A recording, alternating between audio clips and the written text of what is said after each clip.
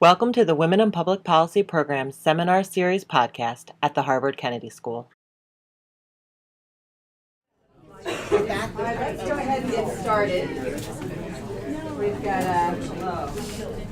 another terrific presentation to close our semester today. My name is Hannah Riley Bowles. I'm Research Director here at the Women in Public Policy Program, where we are committed to closing gender gaps in economic and political participation, health, and education. And this seminar, our weekly seminar, contributes to that mission by providing all sorts of different perspectives on gender gaps and how we might address them. And this is a particularly fascinating study today. Liza Mügge is our presenter. She's going to talk about gender and ethnicity in parliamentary representation. Liza is a fellow with us this year, but also an assistant professor of political science at the University of Amsterdam. She's also the associate director of the Amsterdam Research Center for Gender and Sexuality, and co-convenes the standing group on gender and politics of the European Consortium for Political Research. And she's like a model of one of these scholars who's bridging practice, and we're delighted to have you here. And this paper that you're going to present today is actually part of a stream of research, right, about kind of the gendered representation of ethnic minorities in Parliament, yeah. Right? Wonderful. Thank you very much. Please join me in welcoming. Thank you so much, Hannah, for this kind introduction, and thank you, Web, for hosting me as a fellow here this year. It has been really wonderful so far and very productive. What I will present today are the results of a first project paper, which is part of my research, funded by the Netherlands Organization for Scientific Research. It's a 3-year grant, and it started in January. And before I go into the details of this first project paper, I would like to share with you the overall aim of the project.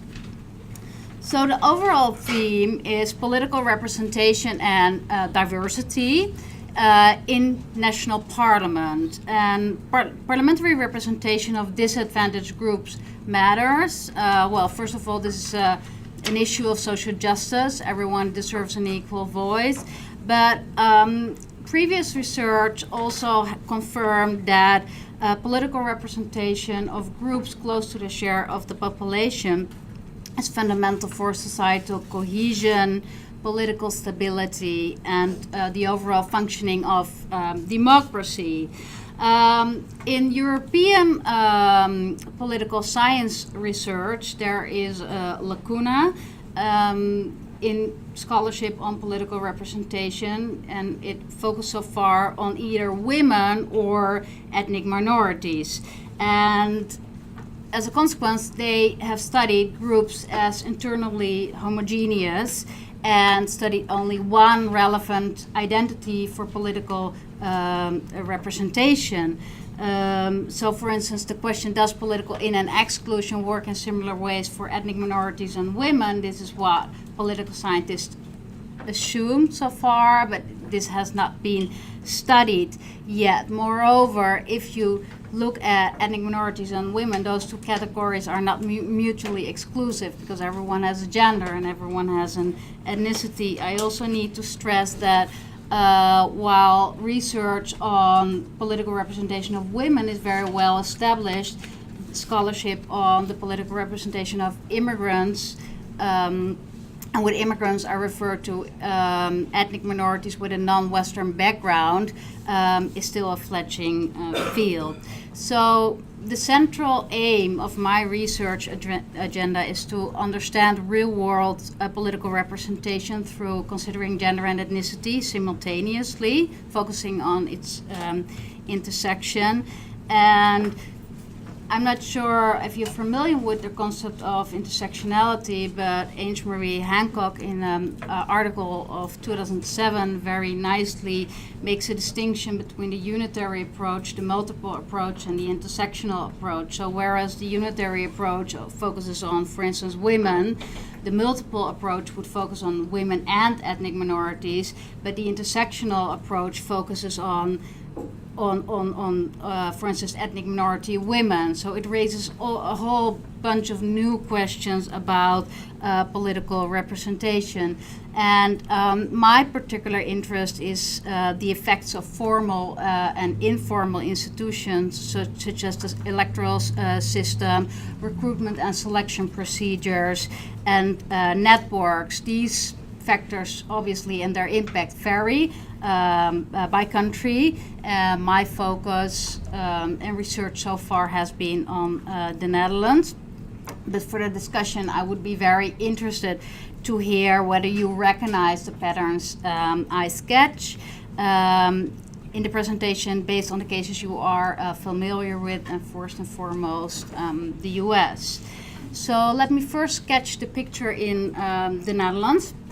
So if we look at figure 1, those are the number of ethnic majority members of Dutch Parliament per session, and I start in 1986 because that's the year in which the first ethnic minority person took office in Parliament. Those are the ethnic majority members, and you see that around in the last session 2010-2012 it was around 35-37% of women. But if we look at ethnic minorities of Dutch Parliament per session, you see that in the early years it was only men, but in the period between 98 and 2010 the majority, almost 80% of all ethnic minority members of Parliament were women. And in the session 2010-2012 it was around 50%, and in the current session it's also around 50%. So compared to ethnic majority, gender gaps in descriptive representation are smaller than among ethnic minority groups. What percentage of the total parliament is made up by women? 37%. Currently, has that number Yes. over the years increased or decreased? Yes, this is the increase. So in '86, Right. those were the women and those were the men. So the dark bar are men and the light gray bar are women. But that's ethnic minority. I was wondering This is overall women. this is majority and this is minority. And overall now it's 37%. And overall, ethnic minorities make up 10% of Dutch Parliament. Thank you.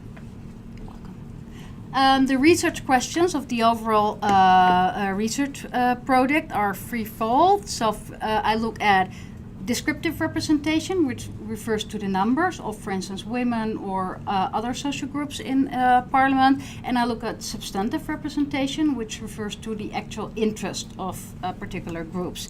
And the first question asks, how do institutions influence descriptive representation, such as the electoral system?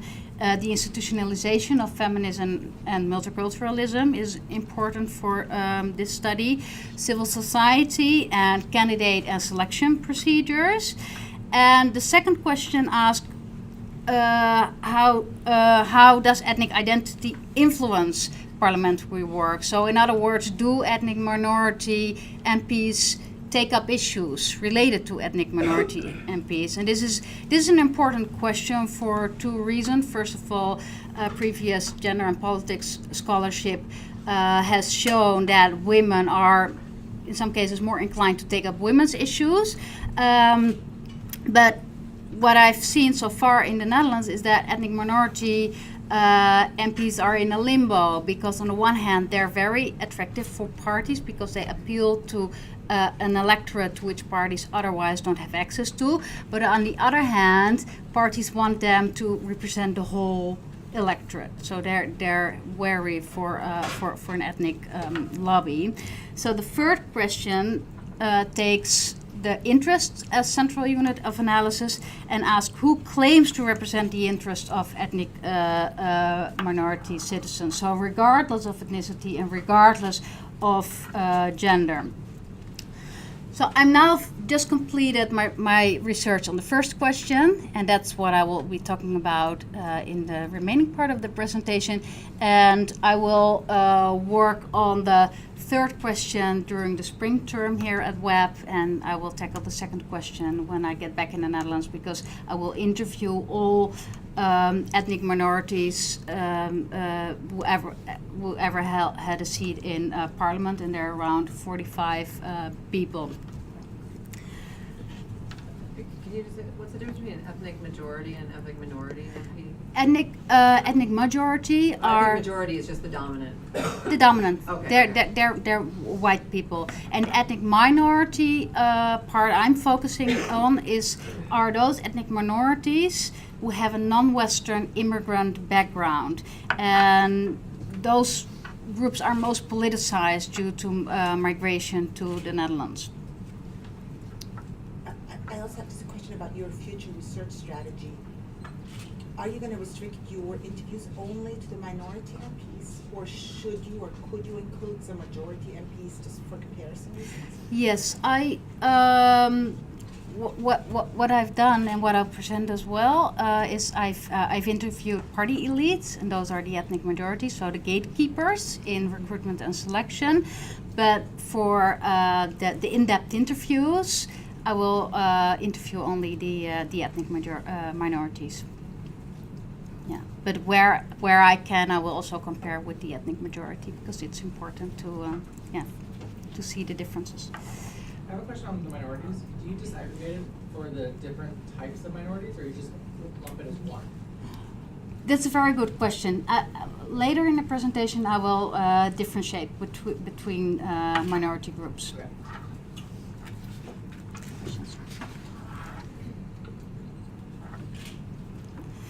For the descriptive, my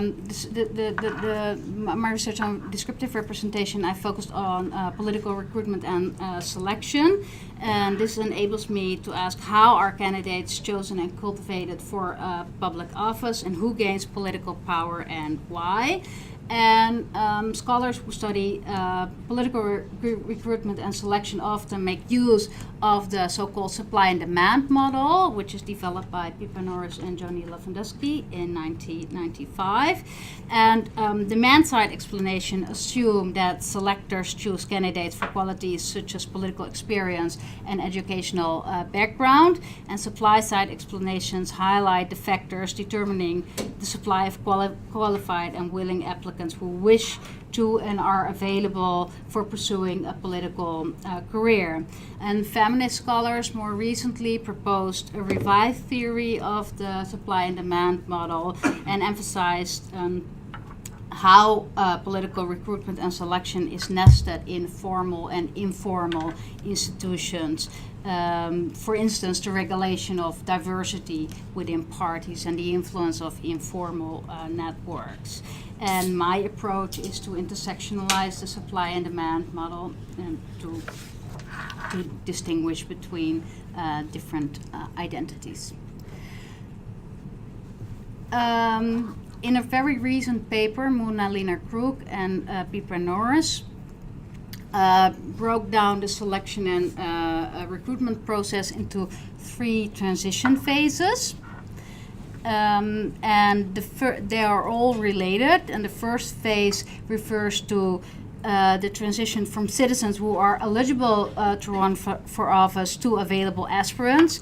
And aspirants are those citizens that must believe that they're qualified to run for office, and that they have the resources to run for office.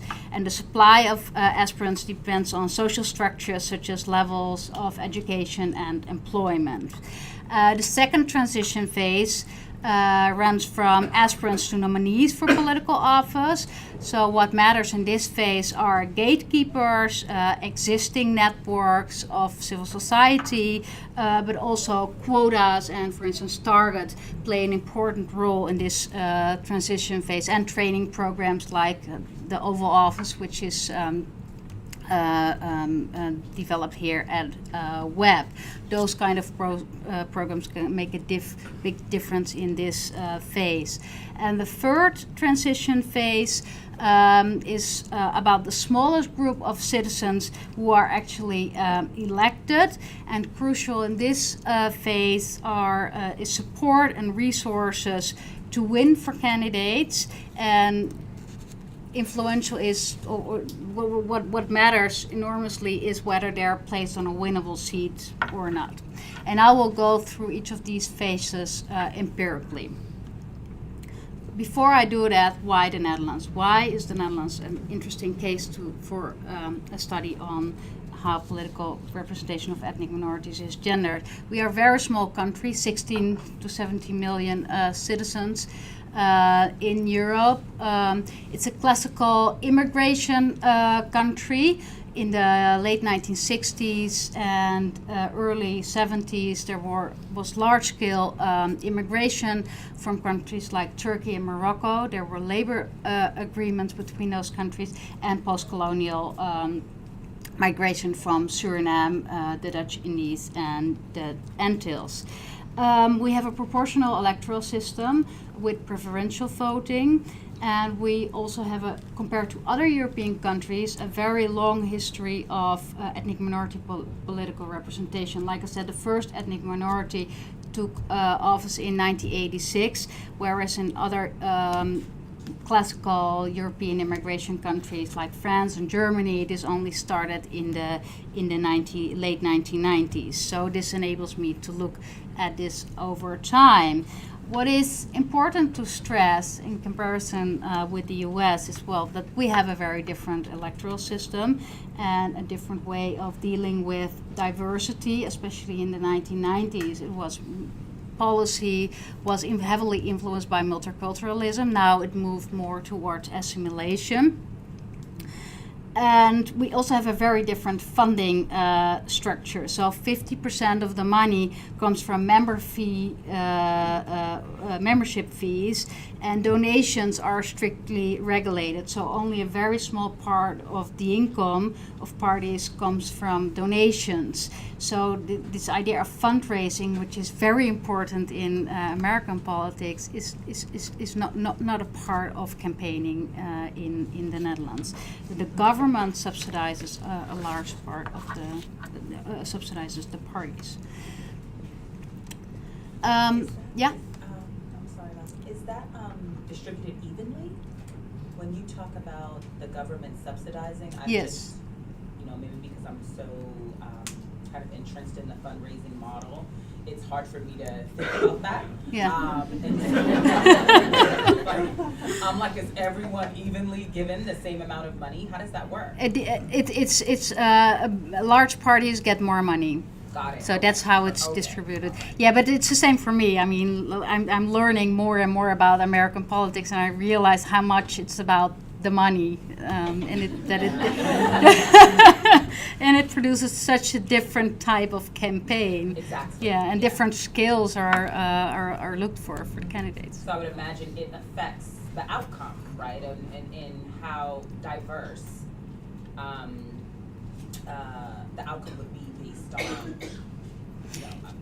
That's what I'm thinking about. Like, wow, if there was a system where everyone got the same amount of money, it would look totally different than it does right now. But no, I'm sorry.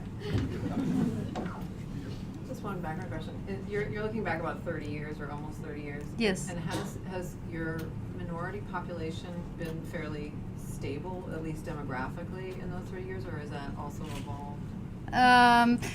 Well, I will get to the types of groups later in the presentation, but the largest groups arrived in the late 1960s and early 1970s, and then there's continuous immigration. There's family reunification and family formation.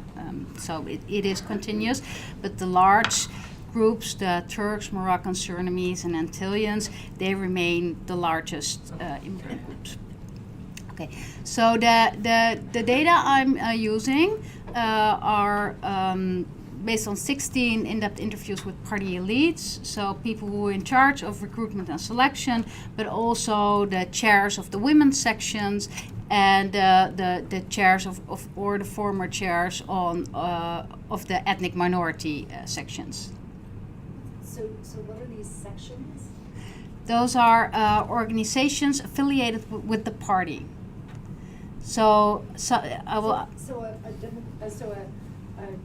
political party has one section for women and one section for minorities. Some parties do. I will show you a table. Like it depends on the ideology of the party. Some parties do have women's sections, others don't. I've analyzed party documents to trace how their recruitment and selection procedures and how they regulate diversity. I've looked with the help of an assistant to the candidates list of 9 elections from '86 to 2012, and I've analyzed data on preferential voting for the last elections for 2012 for Turks and Moroccans. So if we look at the first transition phase from eligibility to aspirant, the main criteria is, of course, having Dutch nationality, and there has been an enormous increase of ethnic minorities who naturalized in the 1990s, especially among Turks and Moroccans, because nationality has not been an issue for the post-colonial groups because they already had Dutch nationality. If we look at the educational level, in 2012, 52% of the ethnic majority enrolled in BA programs were women, and of the ethnic minority population, the gender imbalance was even larger. 54% of all first-year BA students who were ethnic minorities were women. So this is a pretty high percentage. On the labor market, ethnic minorities are disadvantaged compared to ethnic majorities. Around 51% of ethnic minority women, are active on the labor market compared to 64% of the ethnic majority, and it's around 67% of the ethnic minority men are active on the labor market compared to 80% of the ethnic majority. If we look at the level of political participation, the data is not perfect. We only have data for the local elections, and it's not differentiated for gender. But what is interesting to see is that the turnout on average is a little bit lower of ethnic minorities compared to ethnic majorities. Around 47% of the ethnic majorities vote compared to 57% of the ethnic majority.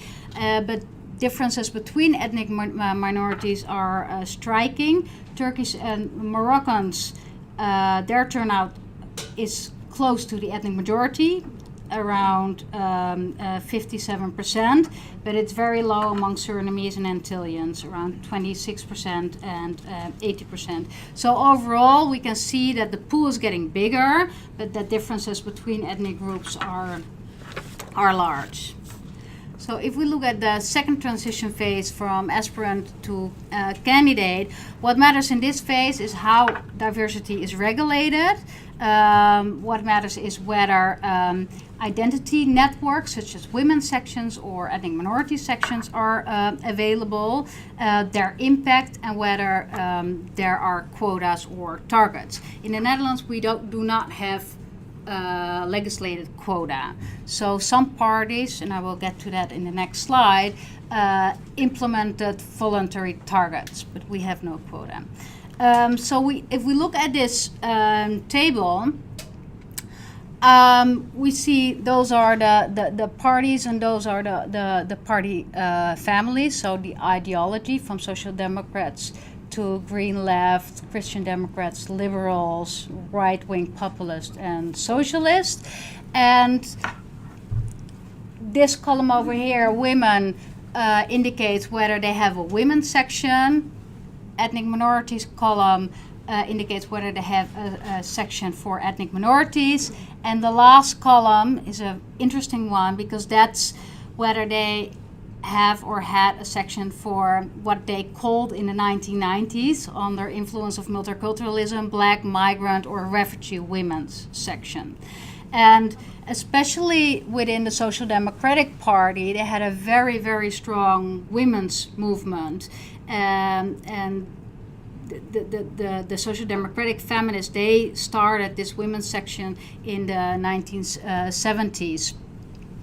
In 1980, on request of the party, working group for ethnic minorities was established, but it was mainly to advise the party on issues related to ethnic minorities. They had no standing whatsoever, and it frustrated them. I've talked to them. And in 1996, on request of the party, a multi-ethnic women's network was established. They were highly institutionalized. They were close to the party leadership. They were extremely well organized. They were huge, and at a certain point, they even, I think for a period of 10 years, they even replaced the normal or the mainstream or white, if you will, women's section. And most of the ethnic minority MPs who represented the Social Democratic Party in Parliament have been affiliated with this section. So they have been incredibly influential. Also in nominating and lobbying for candidates. The Green Left has been established in the 1990s, and they also established a women's section then. They also have an ethnic minority network, but they're not so active. The Christian Democratic Party had an ethnic minority network in the, it was established just after the women's section in the 1980s. The women's section is very well institutionalized. But again, the ethnic minority network, they tried to get more influence, but their standing was not the same as the women's network. They also had a working group for black migrant and refugee women. They looked at the Social Democratic Party and they saw how successful they were, that they established the same kind of working group. It was closely related to the women's section. But they have not been so active and so influential as the network within the Social Democratic Party. Within this is a small Christian Democratic Party, the Christian Union. They had a women's section, and they also had a section for multi-ethnic Christians. They were small. They have not been very influential.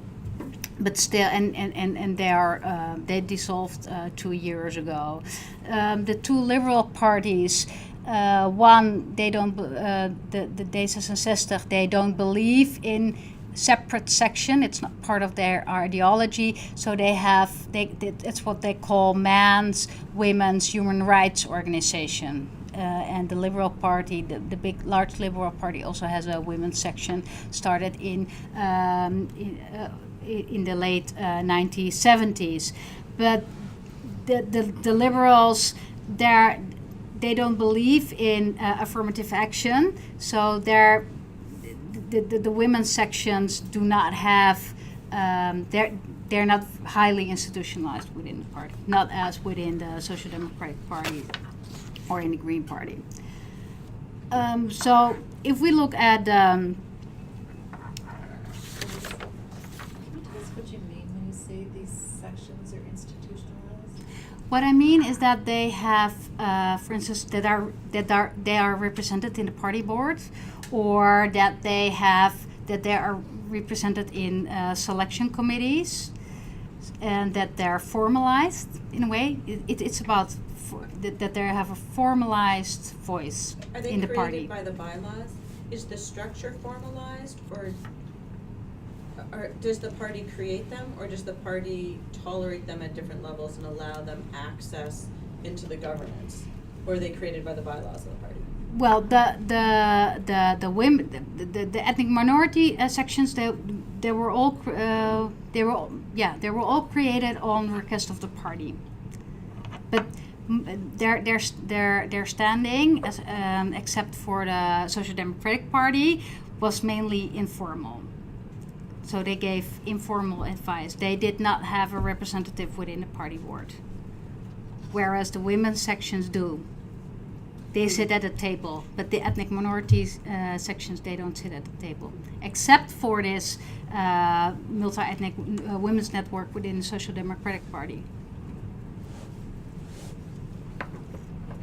If we look at the different party families, we see that. Let me check that. The Social Democratic Party, they had this very well institutionalized women's section, and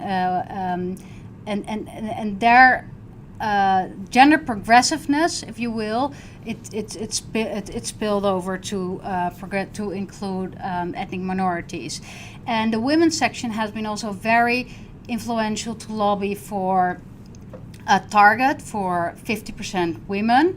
For a long time, they used the so-called zipper model on lists. So it should be one woman and one man on the list. And recently, they changed it into cohorts of 6. So 6 candidates of the 6 candidates, 50% should be women.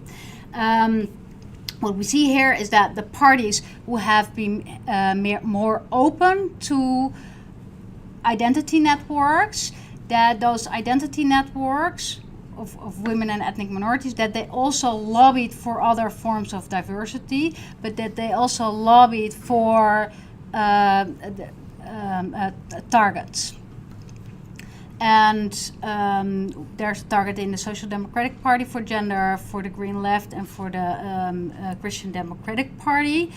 But what we don't see, although some parties, like the First Free, do state that they think that ethnic minorities should be represented equal to the share of the population, no party implemented a tool or a target. So they state that it's important to them and it's in their party documents, but they will not institutionalize this. And with gender within the Social Democratic Party and the Green Left, around 50% of the MPs in Parliament are women, so they really follow up on gender. But within the Christian Democratic, Christian Democratic Party, for instance, it's less. So it's more like it's something what we hope, but only if they are available. So the chair of the women's section, for instance, told me that she has these lists ready next to her telephone, and she's calling all the time to supply the party with names of potential candidates. I'm guessing from this, and you're telling us that 30% of the parliament is women, that the Christian Democrats dominate the parliament. Are they who's sort of the majority party in the parliament? It depends. I'm looking at it over time. Now it's the Liberal Party. Oh, really? Yeah, and before it was the Christian Democratic Party, and before it was the Social Democratic Party. So it's changed. It's different episodes. Just for me to understand how this is working, is it correct to say that there's some sort of quota for party lists? I mean, you talked about the zipper system. It Yes. sounds like it's 50-50. Yes. So is that true for all parties? No, it's only the Social Democratic Party. Uh-huh. Yeah. So they have quotas. So only they have quotas, and then but many more have targets. Or What is- the representative Yeah. of targets. Is that One what this gender column is targets? I think that's targets. This is it's not a target, it's their aim. It's what they express in their party documents. So they say, well, we think that 50% of all MPs should be represented in Parliament. But then the question is, what do they do about it? So only the Social Democratic Party, they introduced this zipper model and they changed this for this cohort model. So there's a difference between expressing this aim and really implementing a tool, and it's all voluntary, so it's not legislative quota. So if we look at ethnic minority candidates on a winnable seat, we see that 6% of all candidates in all election years were ethnic minorities. I did not find over all years a difference between man and female. The percentages are on a winnable seat, but on average, and I also made a distinction between a gray position on the list and an unwinnable position on the list. So winnable is defined as calculated as the number of seats a party had the session before. Gray is half of that, plus the seats a party had in the session before, and unwinnable is the rest.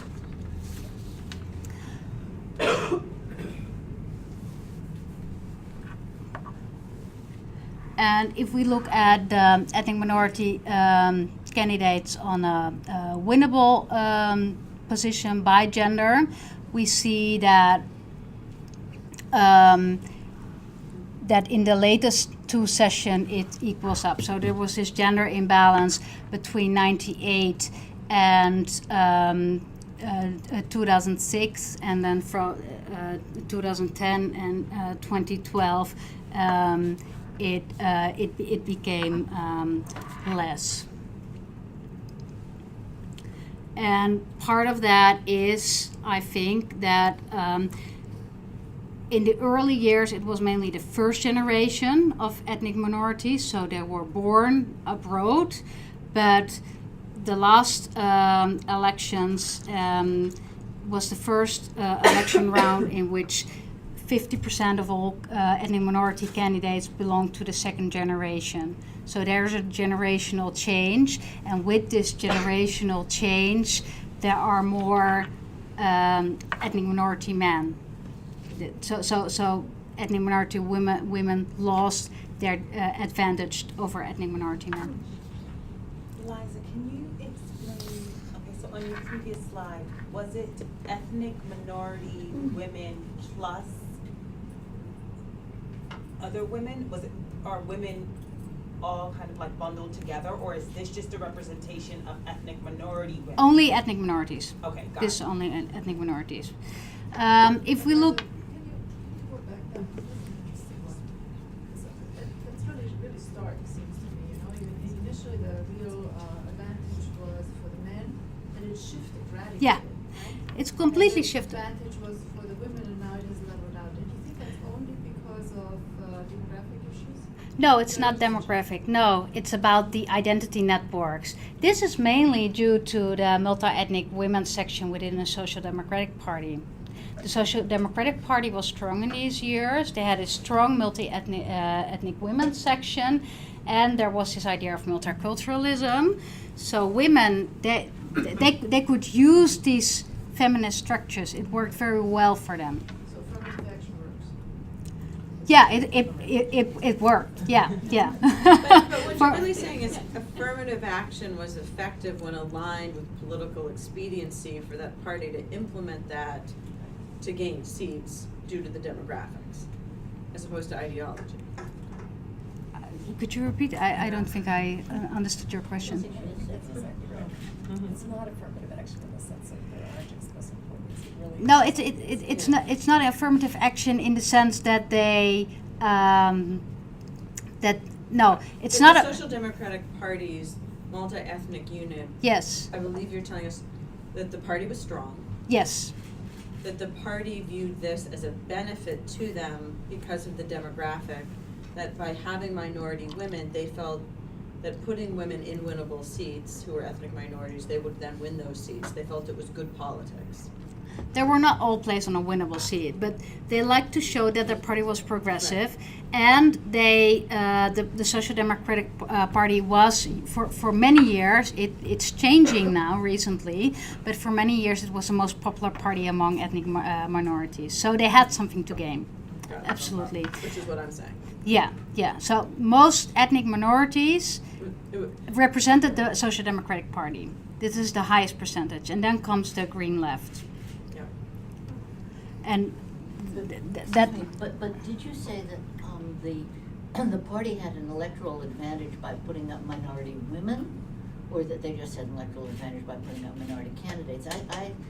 I understood you to be saying they had an electoral advantage by putting up minority candidates. Yes. But it was the internal politics. Yes. Of this group Exactly. that made Yes. the Yes. composition, Yes. gender composition more Yes. female, Yes. and had nothing to do with electoral advantage, the gender composition. Yes. Thank you for clarifying that. Yeah. What is interesting, if we look at the parental country of origin or the country of origin of the candidates, most candidates come from Turkey, then from Morocco, then from Suriname. So those are the largest immigrant groups in the Netherlands. If we look at the Turkey's candidates, we see that 23 candidates were male, 31 were female, so that women had an advantage. Among Moroccans, they don't have that advantage. 26 are men, 18 are women. And among the Surinamese, it's there where there is a huge gender balance. So it's only 6 men and it's 25 women. And this also can be explained by the fact that the Social Democratic Party was very popular among Surinamese. But why only Surinamese women? Yeah, it's a very interesting question, and But I think, Kathleen, wasn't that what Jenny just said? That it seems like the Social Democratic Party has two objectives. They actually believe in gender equality, meaning so that's they favor women over men because they believe in gender equality. But then the Surinamese, that's an electoral advantage argument. I inferred from your talk. that's one explanation. But also this multi-ethnic women's network. Right. It was the Surinamese women who were so active and leading in these networks. So. Did you say the Social Democratic Party was the one that had effective quotas? Yes. Okay. Yes. I think So- maybe one thing to add as a Dutch person, to give a little context, maybe it's still hard to understand, but the political parties are so dominant in the Netherlands that you need to make a career within a political party in order to get on the list. And such a political career can take 10, 15 years in order to get into parliament. And I think what happens within many parties, with not such a thing like a women's network or a gender network, is that minorities are interested, then go to the political party and see that the culture of that political party is heavily dominated by the majority, and it turns them off. So they never make it to the top of the party. And I think the Social Democrats are this exception because they had this network in which minority women felt comfortable. Yeah, and overall recruitment and also nominating, it happens within those networks. Those networks are incredibly important for identifying potential candidates and grooming candidates for office, but also lobbying for a winnable position on the list. And the impact or the success in this lobbying depends on their level of institutionalization. So within the Social Democratic Party, they were highly institutionalized, but not in other parties. Yes. Is there anything that's somewhat institutionalized to reach younger generations of when you're in schools? How do these networks tie back to school systems and kind of groom the next generations to think they can even have these kinds of roles? You mean if you think in terms of the supply of candidates? Well, the overall climate has changed so much. So multiculturalism doesn't dominate policy regarding immigrants and ethnic minorities anymore. And those networks, those specific networks for ethnic minority women, they don't exist anymore. But overall, I think what is important is that we have role models in Parliament and many women, and I believe that that makes a difference. This is not your primary question, but obviously in Europe and many other parts of the world, this question of is it quotas or is it networks is a big question. And your numbers are small, but given that the networks were introduced at different times and the quotas were that quota was only one you told me, is also probably not introduced at the same time. Maybe it is at the same time. If it's exactly the same time, you can't look at it. But I'm wondering whether the time of introduction could help you shed some light on that big question that is out there, where some argue just put, enable women to succeed, put networks in and everything will take care of itself, and others say, no, we need quotas. Maybe you could speak to that. Yeah, well, it was a slow process within the Social Democratic Party. So they started in the 1980s with 25%, and then it was 30%, and then it was 50% already for a long time. But I think that the fact that it has been such a shift to that there was all of a sudden an increase of ethnic minorities in Parliament, not only within the Social Democratic Party but also in other parties, was that it was coincided with a change in immigration and integration policies in the Netherlands. So there was this realization that immigrants would not return to their countries of origin, but that they would stay, that they would naturalize, and that they would become active in politics, and that they would be interesting part of the electorate. Okay. So finally, I've looked at preferential voting of Turkish and Moroccan candidates in 2012. And it appears that preferential votes are rarely so numerous that a candidate automatically becomes elected, because they need to receive a minimum of over 15,000 preferential votes. But what we do see is that you need to explain what a preferential vote is to the American audience. Okay, so we have 115 seats in Dutch Parliament, and so there are lists, and the order of the list determines who gets a seat in Parliament. So the order is predetermined. And do you have a question? Is the country divided up into legislative districts, and each district? No.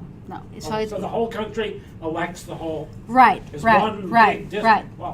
Right. So you have persons, a list with one until 50 candidates for each party. Well, it depends. Large parties have a larger list, and small parties have a smaller list. So how many candidates does each voter has what kind of choice? You got to elect one person. Oh, you only elect one person. Okay. But that is the preferential vote. Yeah, that's the preferential vote. So you could vote for, if you think, well, I would like to vote for a woman, for instance, and this particular woman, and she's on number 15, you cross 15. If that woman on number 15 gets a lot of votes, over 15,000. 15,000, yeah. Okay. So this doesn't happen so often. But what does happen is that preferential voting, that it changes the order of the list. Next time. No. Yes. So after the election results. And you can either choose a party, or you can do a preferential vote. No, it's the same. So you have a list per party, and you vote for a party, and within that list for the party, you can opt for a candidate. But you don't have to. You have to. Yeah. You have no choice. You cannot just vote for a party. You have to select a candidate. And at the same time, you are selecting your party. Yeah, exactly. So it's So, two but things. then the order is not all that important. The order is very important. It's very important because it determines who gets a seat in Parliament. So the number one always gets a seat in Parliament. Preferential voting starts to matter in between the winnable and the grey position. So people who are not on a completely safe position on the list. That's where preferential voting can make a difference. But it doesn't happen so often because you need to gain a lot of votes to become automatically. And the party determines the rank order. Yes, so what happens is that members can apply to a selection committee, and then the parties, they design a list and with order, but on the party congress, the members have to vote, so they have to confirm the order. But the party predetermines the order, and sometimes there are changes made due to lobbying of identity sections, but the party still is very, very important. It has become more democratic over the years, but the party still is very important in determining the position on the list. So I've looked at preferential votes gained by Moroccan and Turkish candidates, and the majority of the candidates received preferential votes. None of them became automatically elected. So ethnic minority voters in the Netherlands, they favored an ethnic minority candidate, but this is declining. So ethnic minorities are starting to vote also for ethnic majority candidates. Turkish origin candidates are less often placed on a winnable position than Moroccan candidates, and they seem to realize this very well because they received twice as many preferential votes than Moroccan candidates, and they organized very effective campaigns, which explains why they received so many preferential votes. So they campaigned in all kinds of Turkish migrant organizations across the country. Both Turkish men and Moroccan men, they received more preferential votes than Turkish and Moroccan women. And this can be explained by the fact that these candidates, they campaigned within migrant organizations, and those migrant organizations are male dominated. So consequently they receive less votes. There has been an exception in 2006, that's a Turkish origin candidate for the Liberal Party, Fatma Koşarkaya, and it was an interesting episode because in 2006 there was a debate about the Armenian genocide and whether this should be recognized as a genocide or not. And some parties pushed their Turkish candidates to speak out. They thought that they forced them to recognize the Armenian genocide. And there have been some candidates within the Christian Democratic Party and the Social Democratic Party who said, well, I don't recognize the Armenian genocide for a number of reasons. So they followed the vision of Turkey, of their former homeland, and the parties kicked them out. So what happened was that the Turkish organizations across the Netherlands, they organized a boycott of the Social Democratic Party and the Christian Democratic Party, and they mobilized their rank and file to vote for this candidate who was from the Liberal Party. So this is an example of an extremely, that ideology doesn't matter, but that ethnic voting matters most. So to conclude, there is an increase of eligible citizens, so there is more supply. Ideology and the availability of networks and the impact of these networks are important for the demand parties have for ethnic minority candidates, and list positioning is crucial for if they are elected or not. And parties remain the most influential gatekeepers in this process. Overall, over time, we can see that gender progressiveness spills over to other forms of diversity. The gender imbalance was due to robust feminist women's sections, and they pushed for these targets, and they created this whole discussion within the party about diversity, and they also paved the way for candidate recruitment, nomination, and lobbying. Regardless of ideology, parties are very wary for an ethnic lobby, and that's also why these ethnic networks, except for this multi-ethnic women's network within the Social Democratic Party, were lowly institutionalized. So ethnicity seems to be less politicized in combination with gender, and maybe a trump card instead. And if we look at the general factors that are expected to advance women, like leftist ideology and civil society, we see that leftist ideology in general works for ethnic minority representation, but that civil society networks, and particularly those networks within the parties, work for ethnic minority women, but not for ethnic minority men. Now, the past years, those networks have disappeared, and ethnic minority candidates more and more seem to be assimilated into mainstream political culture and party structures. And the advantage of ethnic minority women also disappeared. But still, roughly 50% of all ethnic minorities in parliament are women, so the gender gap is still smaller than among the ethnic majority. So I've co-edited a dialogue section of a new journal, Politics, Groups and Identity, last year, if you want to read more about this research agenda. And earlier this year I published a paper on quota and intersectionality with 3 colleagues in International Political Science Review. So for further reading, I thank you very much.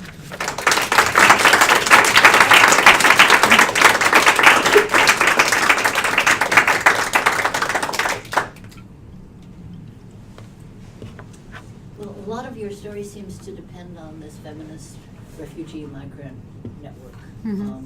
And so could you tell us a little bit more about how it emerged, why the Surinamese women were so prominent in it? Was it just an accident, or were there some structural causes to it? And then a little bit more about why it disappeared. You said, well, multiculturalism was kind of passé. Mm-hmm. But could you put some flesh on that Mm-hmm. argument? So emerged, why the Surinamese women, and why how it declined. It emerged on the request of the party leadership. So they wanted more ethnic minorities within the party. They wanted to appeal to the ethnic minority vote, and it was their request, and they approached the women's section to help creating it. Why there are so many Surinamese within this network, I think this can be explained by the fact that the Social Democratic Party has been very popular among Surinamese. So, and this goes back since the 1970s. So I think that's the main explanation for that. And why it disappeared is that the Social Democratic Party says, well, we did so well with ethnic minority women, we don't need it anymore. So diversity is within the genes of the party. So that's why they dissolved it and they replaced it for a general women's network. So both the emergence and the decline you attribute pretty much completely to the party leadership itself. Yes. No autonomous forces in the society, no kind of feminist movements, nothing. It's interesting. Okay. No, I think most people I spoke to, I mean, this is still an ongoing project, so maybe I'll find other answers. But so far, most of the people I spoke with from the Social Democratic Party, they seem to confirm that, like, we're so diverse, we don't need it anymore. It's in our DNA. I think the extreme right has become pretty popular and also had a big influence on the whole political system in the Netherlands. So if any political party frames itself too much as a pro-minority party, then they will immediately be attacked by the right. And I think because, you know, the Social Democratic Party and Socialist Party also kind of have a populist wing. They want to also get a lot of votes from low-income families. They are especially like attracted to the far right as well, and they don't want to lose votes to the extreme right. So I think almost every political party is now much more cautious of portraying itself as a pro-minority party.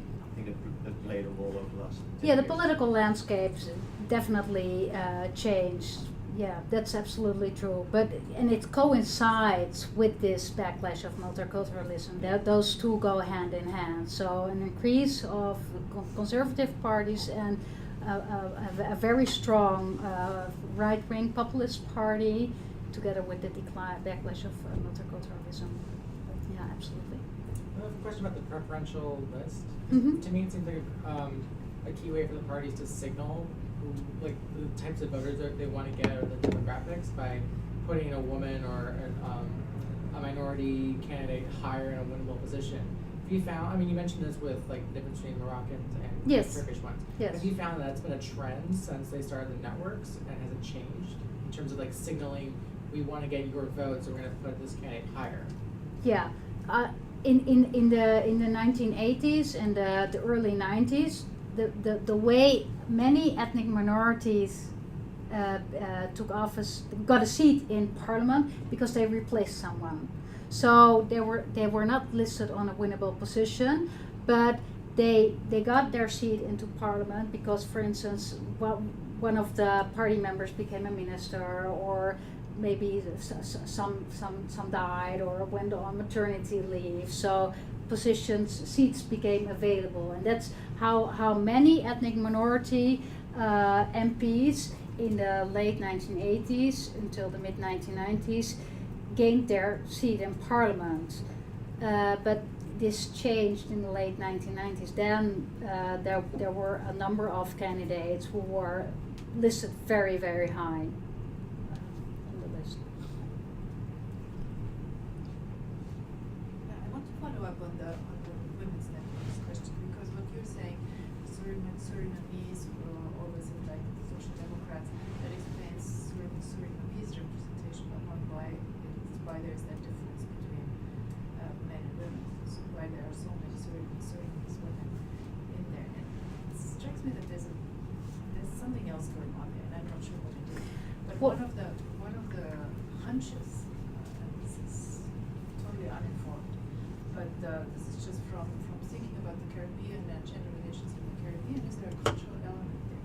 Because in the Caribbean you have this, the Caribbean has always been remembered as different in terms of gender relations. You have disproportionate female-headed households. Women are much more prominent in some of the political scenarios in the Caribbean than in the US. So, I mean, is that something that's worth exploring? Well, if you look at the labor market participation is the highest of Surinamese compared to ethnic minority women, but also they do also better than on the labor market than ethnic majority women, and it's exactly they do better, and exactly for the reason you're saying, but so this may be indeed maybe one explanation, but also the ethnic minority men, their organization, and they had a working group within the Social Democratic Party, but they tried to influence the party. They tried to sit at the table. They tried to be represented within the leadership, but they didn't manage.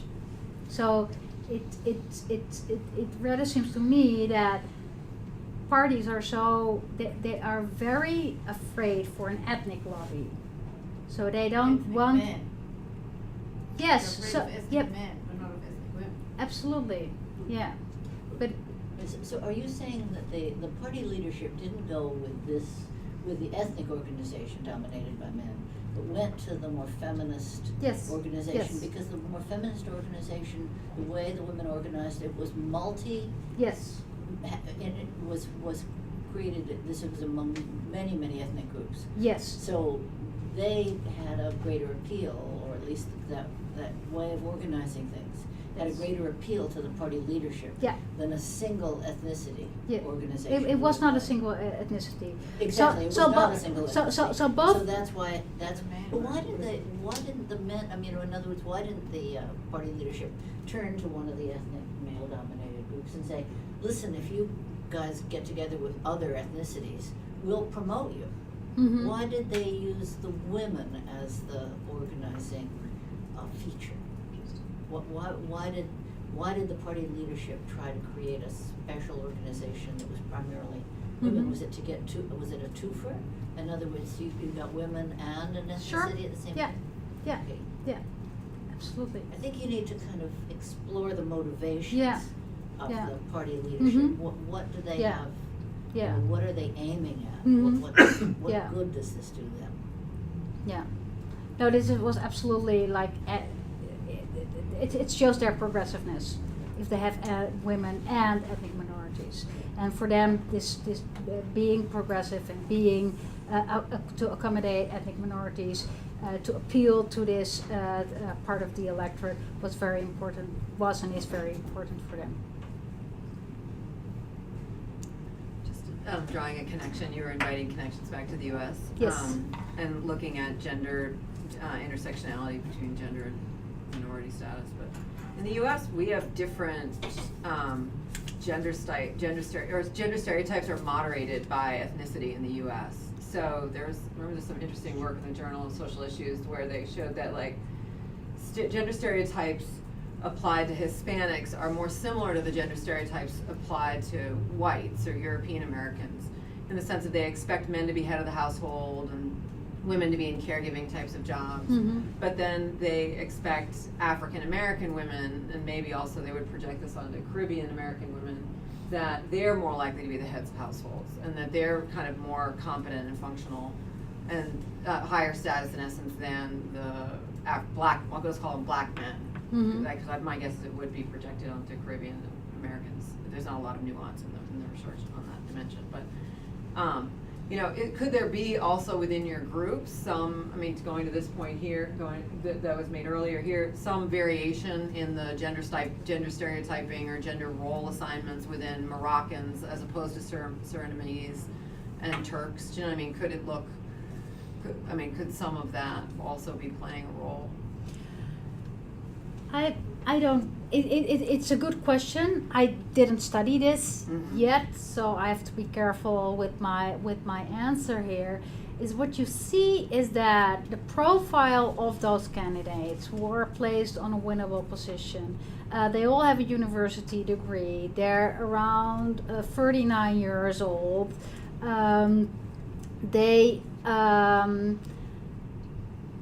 They are, in that sense, their profile is it's almost the same as ethnic majority candidates. So in that sense, they don't differ so much.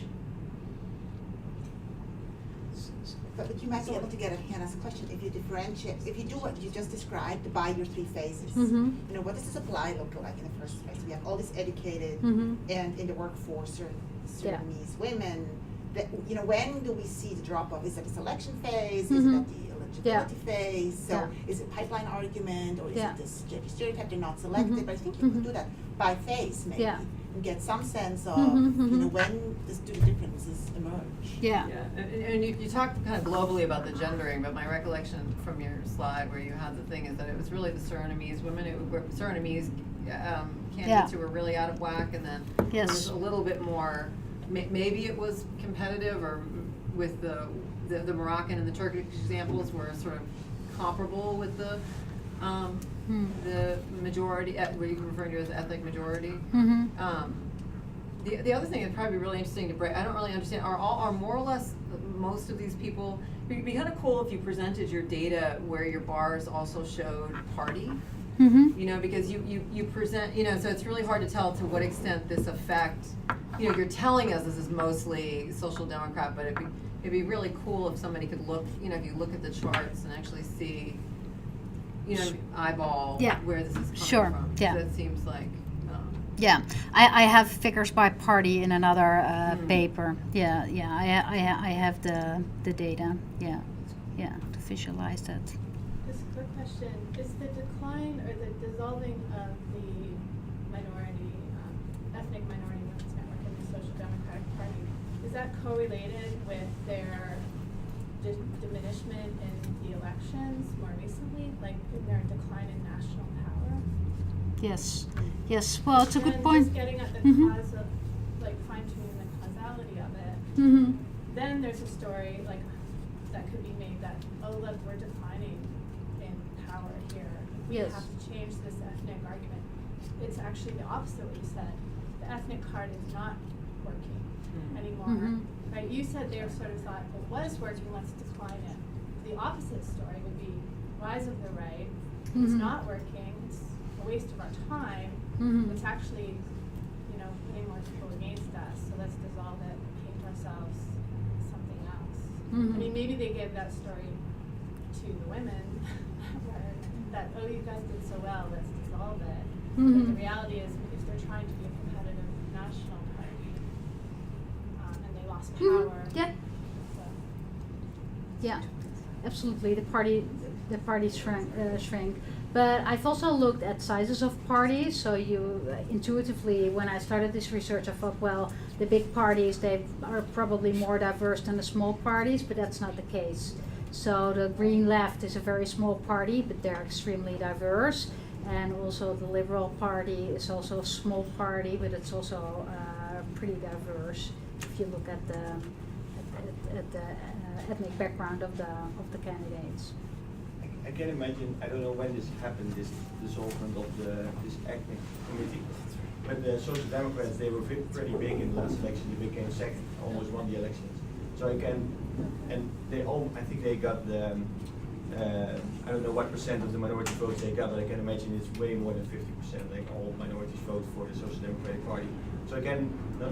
Not anymore, no. No, not anymore. There's a change. So especially in the 1990s, ethnic minorities were more inclined to vote for ethnic minorities, but the numbers are dropping. Very recently, I think, right? Or is this something Yeah, that happened over the last 10 well, years? the past two elections, I think. Yeah. Sorry, you had a question? Yes. I was wondering how you frame one of the things you said at the very beginning about educational level, right? Where there's actually ethnic minority women are marked by a higher educational level than ethnic minority men, and it's quite a marked difference, right? Yes. I was wondering how that ties in with the whole story, because I understand very much from your presentation that really the significant factor here are the networks within Yes. the parties. Yes. But still, I was wondering maybe that also ties in with the question what you were saying about stereotypes, because speaking from the Belgian situation, the stereotype about some of the ethnic minority men is really it's a lost generation. Yes. Dropouts from the school, lost generation. And the stereotype about the ethnic minority women is like they focused on their studies and they're smart and they're out there. So even though it's the networks that were the important factor, these stereotypes circulate, right? So how do you tie that in? Yeah, so educational level, it increases the supply of potential aspirants. If we look at the stereotypes, this is something I need to study more. But what I'm seeing so far is that especially first generation of ethnic minority men, and especially those with a Muslim background, that they have difficulties to get into parliament, because the second generation does much better. And this second generation of ethnic minority men, they're less tied to all these migrant organizations. So first generation men, they dominate these migrant organizations, but women were not part of that leadership. But the second generation, they're more assimilated. So they became more white. They showed less ethnic identification. This is fascinating. Thank you so much. So